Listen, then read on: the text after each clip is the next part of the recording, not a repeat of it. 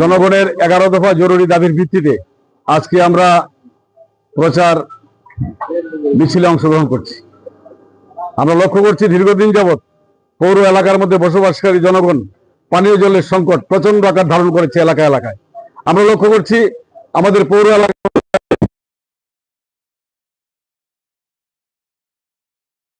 এলাকার মধ্যে যারা ক্ষুদ্র ব্যবসায়ী আছেন, বাজারে যারা ব্যবসায়ী বাচালি ব্যবসায়ী আছেন, তাদের উচ্ছেদ করা হচ্ছে, তো বিকল্প ব্যবস্থা দেওয়া হচ্ছে না। আমরা দাবিটা রেখেছি আমাদের মধ্যে। আমরা দেখেছি ধর্মনগর তথা উত্তর জেলা যে হাসপাতাল, সেই হাসপাতালের অবস্থা খুব খারাপ। এমনকি ডায়ালিসিস যারা করছেন, গতকালকেও দেখেছি সেখানে ডায়ালিসিস করার রোগীরা যারা আছেন তারা প্রচন্ড সংকটে আছেন। ব্লাড ব্যাংকের অবস্থা আরো শোচনীয়। হাসপাতাল আবর্জনার স্তূপে ভর্তি। হাসপাতালে সাধারণ রোগীদের সুস্থ পরিষেবা পাচ্ছে না। এটা আমাদের দাবির মধ্যে আছে।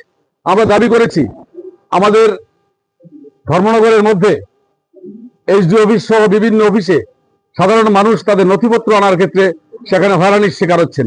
আমরা একটা দাবি রেখেছি সেই নথিপত্র দেওয়ার ক্ষেত্রে সেখানে যে ষড়যন্ত্র, বিভিন্ন অফিসের কর্মচারীদের মধ্যে যাওয়া বারবার যেতে হয়, সেটা দূর করার জন্য আমরা দাবি রেখেছি।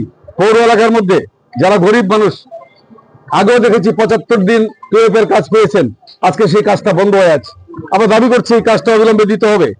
আমরা লক্ষ্য করেছি পৌর এলাকার রাস্তাঘাট, যেদিকে যাবেন সেদিকে রাস্তাঘাট ভাঙা, সেই রাস্তাগুলি অবিলম্বে মেরামত করার দাবি আমরা জানাচ্ছি।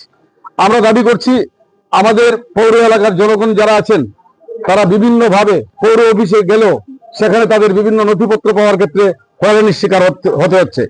আমরা দাবি করছি পৌর এলাকার মধ্যে বিদ্যুৎ যে অবস্থা চলছে, সারা রাজ্যে বিদ্যুতের অস্বাভাবিক মূল্য বৃদ্ধি। আমরা দাবি করছি বিদ্যুতের